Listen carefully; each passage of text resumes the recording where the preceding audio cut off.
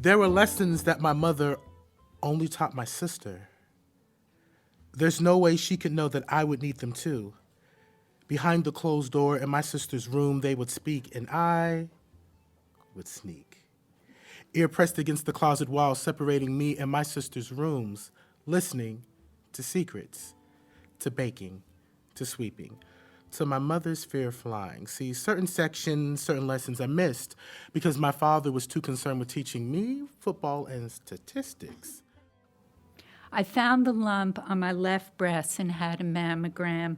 The doctor told me I had breast cancer on December 6, 2012, the day that Seattle issued the same-sex marriage licenses.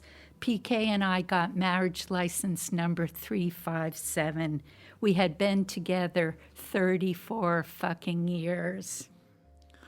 From under a wet log by her pond, a nymph summons her eggs into breath, as big and small as creation. They float and congregate, loom and wallow, and the smallest climb with love to nuzzle her neck. She remembers herself younger and red with desire. Seance at Santa Maria Detention Center. We begin at 10:30 when they turn out the lights. We are 25 immigrant detainees in Dorm 3 of Santa Maria Detention Center. We're manicurists, nannies, orange pickers, cooks, medical assistants, and cleaning pros. And we have each brought what is most precious to us to communicate with the dead. Time beautified is music. Time beautified is music, suggested musicologist Isaac Rice in the late 1800s. Time and beauty weave a sound with unity and continuity, euphony. Music, ephemeral, evanescent, fleeting, fugacious, an invisible field of feelings like gravity, magnetism, quantum mechanics, and morphogenetics. Can it last? How long? What kind of fool makes a first date for Christmas Eve? Watts knew better. He knew better, even when he made the date. December was the time of last-minute cancellations, with family and travel and gift shopping wreaking havoc on the schedules of lonely singles. By mid-December, the great flake-out had begun in earnest, and a day before Christmas, you couldn't even rely on the buses to run on time. Still, the week after would have been worse.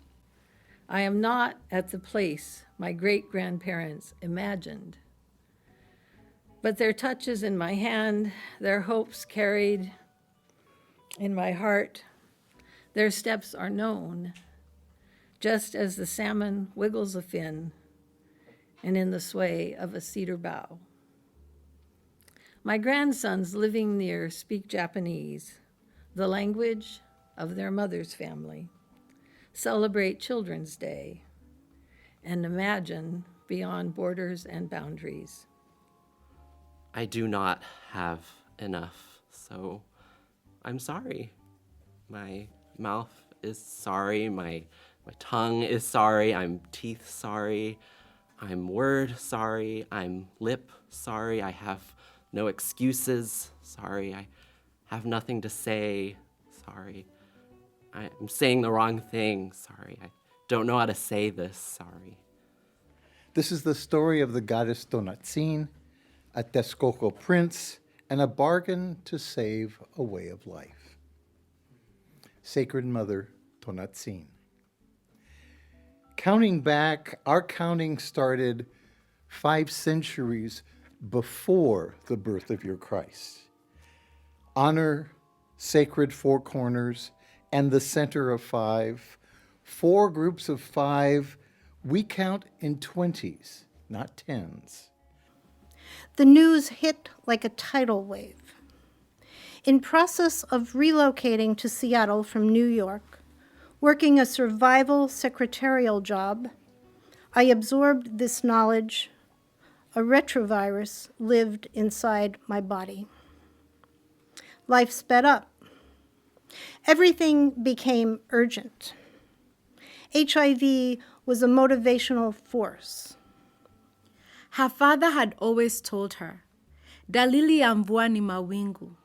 And though she did not want to admit it, every cell in her body screamed something was amiss. It was a feeling that she regularly experienced, but had learned to shelf away. Immigrants had no time to rest or even get sick. A nurse rushed into the room and attempted to make her lie down, but her cries only became more hysterical. Until a few months ago, every memory my daughter recounted happened yesterday.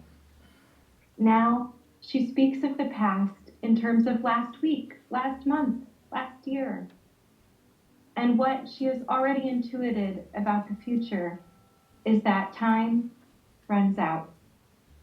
Sometimes, when I am tucking her into bed, she'll turn to me, her face searching mine in the dim glow of the nightlight, and ask in a voice that cuts through the shushing of the white noise machine, "Mama, when will you die?"